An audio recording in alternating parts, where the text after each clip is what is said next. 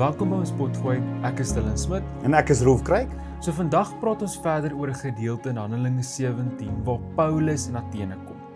Nou onthou, dit was 'n stad vol mense wat baie godsdienstig was en hulle het die ware God nie geken nie. Ja, dis reg Dylan. Hulle het duisende gode gehad en elke hoek en straat vol altare en standbeelde.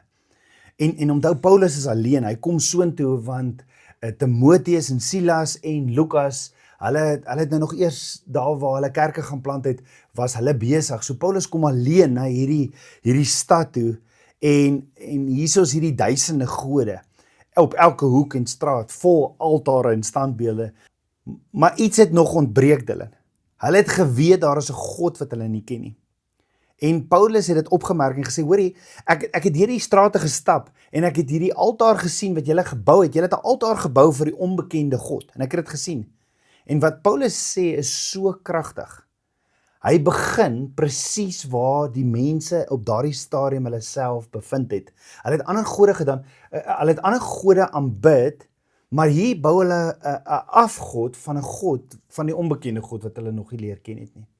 En dit is so interessant want om iemand na God toe te bring, moet jy eers erken dat God daar is.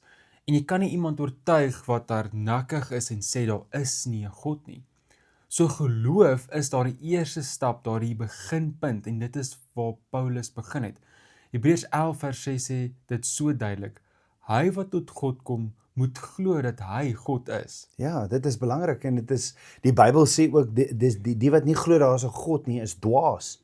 En die woord sê baie duidelik in Romeine 1, dat hier binne in ons, is dit vir ons duidelik dat daar 'n God is. Vader het binne in ons geplant, want Jeremia 1 vers 5 sê, Vader het ons met 'n doel geskape, met 'n purpose. Voor ons nog gebore is in die geboortemaag, was daar purpose. En dan sê die woord, daar het 4 goed gebeur, voor jy nog gesê het, oei.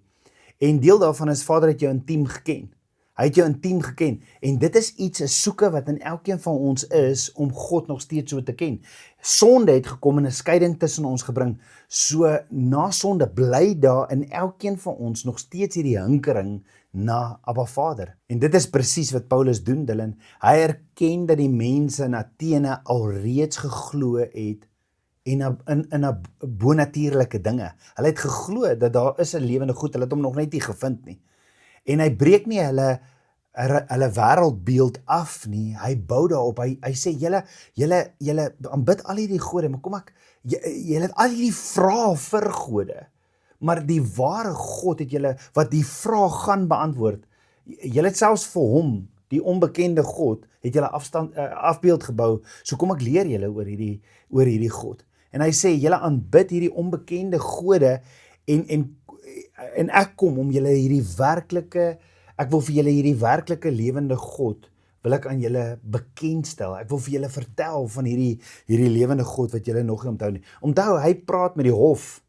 Hy praat hierdie hele preek van hom, van Handelinge 17 vers 22 tot 30, is 'n boodskap aan die hof, die ouens wat in Athene gesit het en beoordeel het oor filosofie en sulke. So hy praat met geleerde persone en hy sê, hoorie, ek sien julle soek, julle te soeke, maar julle bou selfs hierdie altaar vir onbekende God, maar kom ek vertel julle van hierdie lewende God. Proof is amazing want dit is asof Paulus praat in hulle eie raamwerk. Ja. En hy beklemtoon dit so mooi om te sê, maar jy moet nie God in 'n laboratorium wil probeer bewys nie. En jy moet hom ook nie meet nie, want dit is iets wat die Grieke gedoen het om alle afgode te hê. Ja. En jy moet aanvaar wat hy aan jou openbaar en dan kom hy regtig jou en dan kan jy hom regtig leer ken. En in Johannes 1 vers 18 sê dit ook, niemand het God ooit gesien nie, die enige gebore seun het hom verklaar. So Jesus wys vir ons wie Abba Vader is en bring ons terug na hom toe. Ja, Dylan, baie kere sê mense, Johannes 1 vers 18, niemand het God ooit gesien nie. Maar daar is baie gedeeltes in die woord. Ek meen, die kinders van Israel het deur die woestyn gegaan, hulle het die wolkkolom en die vuurkolom gesien. Jakob het Vader van aangesig tot aangesig gesien, sê die woord. Moses het Vader aanbid. Wat Johannes hierso sê in Johannes 1 vers 18 is, niemand het God ooit gesien as die volheid van God gesien nie. Almal het gedeeltes van Abba Vader gesien, en dit is wat hy hierso sê, en dit gaan nie net oor geloof in 'n idee nie, wat Paulus vir die mense in Athene verduidelik. Dit gaan oor 'n verhouding. Dit gaan nie net oor kopkennis van 'n God nie, dit gaan oor dat Vader nog altyd 'n verhouding met ons wil hê. En wanneer Paulus praat oor die onbekende God, wys hy dat daar is 'n soeke by hierdie mense in Athene. 'n God wat groter is as alles wat hulle ken. En dis vandag nog presies dieselfde. Baie mense soek tevredenheid of vind hulle vreugde in kennis. Baie mense soek hulle vreugde in krag. Baie mense soek hulle vreugde en tevredenheid in geld of sukses. Maar ware vrede kom slegs wanneer jy die God van die heelal leer ken. En dit, onthou, in die tuin van Eden het Adam vir Abba Vader geken. En omdat hy gesondig het, was daar 'n skeidsmuur tussen hom en Abba Vader. En dit is presies wat Jesus kom doen het. Hy het daardie skeidsmuur, hy kom betaal vir daardie sonde sodat ons kan terugkeer na Vader toe. En dit is so ons as disippels van Jesus die ewigheid begin wanneer ons Vader leer ken. En dit is die prys wat Jesus betaal het. Onthou, Jesus sê in hy sê in Johannes 14 vers 6, ek is die weg, die waarheid en die lewe, en niemand kom by die Vader behalwe deur my nie. So Jesus het juis hierdie prys kom betaal sodat ons Vader kan leer ken, en dit is wat ewige lewe beteken. Ek wil net so ietsie daarop sê. Ewige lewe beteken, dink ons altyd in tyd gebonde, nie? Ons sê ja, die lewe op aarde is so kort en die ewigheid is so lank, maar ewige lewe beteken ook verhouding met God. Die oomblik as ek Jesus aanvaar en die prys wat hy betaal het, dan kan ek Vader nader, en dit is terug na daardie intimiteitsverhouding wat Vader met elkeen van ons wil hê. So die ewige lewe begin wanneer ek besef die prys wat Jesus betaal het, nou kan ek saam met Vader in hierdie verhouding stap en hom ken. Roefen is so belangrik om net ook te besef dat waar hierdie verhouding waar jy met Abba Vader in intimiteit begin wandel, waar dit begin is eerstens om te erken dat hy bestaan. Ja. En tweedens glo jy wie hy is, die skepper van hemel en aarde, die Here van hemel en aarde. Ja. So Psalm 146 vers 5, as ook Jesaja 40 vers 28 herinner ons dat alles deur hom gemaak is en dat hy nie moeg word nie. Ja. So daai eerste stap is om net eers te erken dat God bestaan. Ja, en hy slaap nie, ons kan hom ken. Spreuke 3 vers 6 sê, ken hom in alles, né? Vader sê, ons kan hom ken, so daardie intimiteit waartoe ons roep om hom regtig te ken in alles, dis nie ken soos Donald Trump ken nie, dit is soos om Abba Vader te ken, daardie is 'n diepe, die Hebreë woordjie is yada, dis om hom te ken, van hom te leer, dit in jou hart te bære, wat hy jou ook al leer, en dan begin doen, en dan dit effek op almal rondom jou. So baie mense sê vandag, hulle glo in God, maar hulle weet nie wie hy regtig is nie. En dit is hartseer, want hy het vir ons sy huwelikskontrak gegee, hy het vir ons sy woord gegee om hom te leer. En wanneer ons sy woord bestudeer, dan leer ons hom ken. En dit is hoekom dit so belangrik is.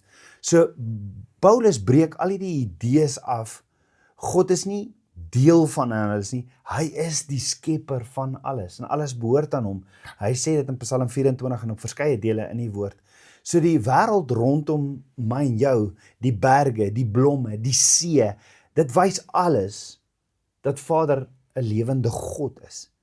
Hy's nie net 'n intelligente skepper, hy's verder, hy's meer, en ons sal in ons breine nooit kan die volheid, en dit was Johannes 1 vers 18 sê, ons sal nooit daardie volheid van God kan ervaar nie. En so, ons het gekyk na die eerste punt wat net eers is om te besef dat God is. Ja. En in tweedens bring dit ons by die punt van aanbidding. So Atheners het probeer om God te beperk tot 'n beeld of 'n altaar, maar Paulus sê, God is te groot daarvoor. Jy kan hom nie beperk tot 'n prent of 'n gebou nie. Salomo sê ook in 1 Konings 8 vers 27 dat selfs die hemel en die hemel van die hemele hom nie kan bevat nie. En in Psalm 139 beklemtoon dit ook, hy ken jou van binne en van buite, van voor en van agter, van sit tot staan. Hy is oral. En dis amazing dat ons net kan sien hoe Vader vir ons deur sy woord kom leer, hoe sy kinders getuig van sy grootheid en dat ons nooit eers dit ooit sal comprehend nie. Ja, en Abba Vader weet alles, so hy weet hoe is my en jou verhouding. Jesus sê op 'n stadium dat ons aanbid en hy haal Jesaja aan wat sê ons aanbidding is soos lippetaal. En ek meen dit kom net uit die lippe uit, maar die hart is nie daar nie. En Vader weet daarin. Hy weet hoe is ons verhouding, ken ons om in alles. Jy weet, ons kan vir mense voorgee oor ons verhouding, maar ons kan nie dit wegsteek van Abba Vader nie. En eendag staan ons voor hom en dan gaan jy kan nie sê jy kan nie voorgee oor 'n verhouding nie. 'n Mens weet oor 'n verhouding. En daarom sê Paulus en die Bybel bevestig dat ons Abba Vader kan leer ken. Ons kan Vader leer ken deur sy woord te bestudeer. En dit gebeur persoonlik deur Jesus. Jesus het die prys betaal. Daar was 'n skeidsmuur wees sonde. Hy het die prys betaal dat ons Vader kan ken. Hy sê, ek is die weg, die waarheid en die lewe en niemand kom by die Vader behalwe deur hom nie. So jy kan die lewende God nie net intellektueel ken nie, jy moet hom ervaar deur 'n verhouding met hom te hê wat Jesus vir ons gemaak het, want hy is die weg. It's amazing, Roef, net om weer terug te gaan met wat jy nou gesê het, die kern van die ewige lewe, soos Johannes 17 vers 3 sê, is dat hulle u ken, die enigste ware God en Jesus Christus wat u gestuur het. So die ewige lewe beteken nie noodwendig vir altyd nie. Dit is nie net dit nie, dit beteken ook om God te ken en om in daardie verhouding met hom te wees, om sy teenwoordigheid te ervaar en sy waarheid te leef. Ja, jy behaal so 'n belangrike gedeelte aan in Johannes 17, net om so 'n bietjie agtergrond te gee, is Jesus net voor hy klaar sy disippels se voete gewas. Dis die aand net voor hy gekruisig is. Binnekort is dit Pasga en of soos die wêreld dit ken, Paasfees. En dan daardie prys wat Jesus betaal het aan die kruis vir ons. Maar net voor hy gekruisig is, sê hy in Johannes 17 vers 3 dat hy sê, Vader, dat hulle u ken, die enigste ware God. En dit was Jesus se hart, dat ons Abba Vader ken. En dit is wat Paulus in Athene gedoen het. Hy het die mense hy het hulle begin vertel van die lewende God waar hulle was.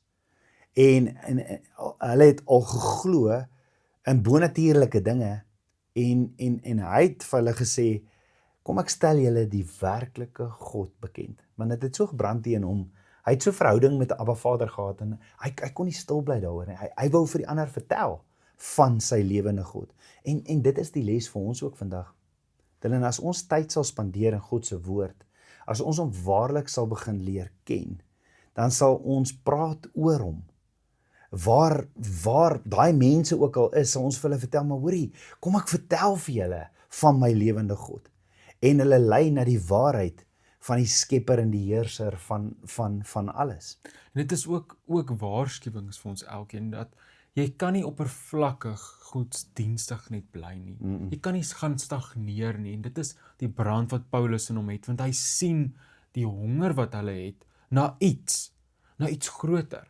En hy het daai gevat en net so in Abba Vader se hand gaan plaas. En God wil met elkeen van ons 'n verhouding hê. Nie net rituele of offerandes nie, daardie werklike verhouding. En Hosea 6 vers 6 sê Abba Vader, ek het 'n behaag in liefde en nie in offerande nie. En in kennis van my as God, meer as brandoffers. So in hierdie gedeelte beklemtoon Abba Vader, hoe belangrik hy daai verhouding met ons aanskou. Ja, die woord sê dat wanneer ons voor Vader gaan staan, gaan alles wat ons op aarde gebou het, gaan deur die vuur getoets word. So as dit gebou is deur rykdom en al daai goeders, dit kan wegbrand. Maar my en jou hart, dit wat ons gedoen het vir sy koninkryk, dit sal bly staande. En daarom die belangrikste ding vir ons is om in ons verhouding met Vader te werk. En elke verhouding verg toewyding. Dit verg om daaraan te werk. Dit verg tyd, nê? Daarom moet ons omsoek. Ons moet omsoek. Hy sê in Jeremia 33 vers 3, ek noem dit Abba Vader se telefoonnommer, 33 vers 3.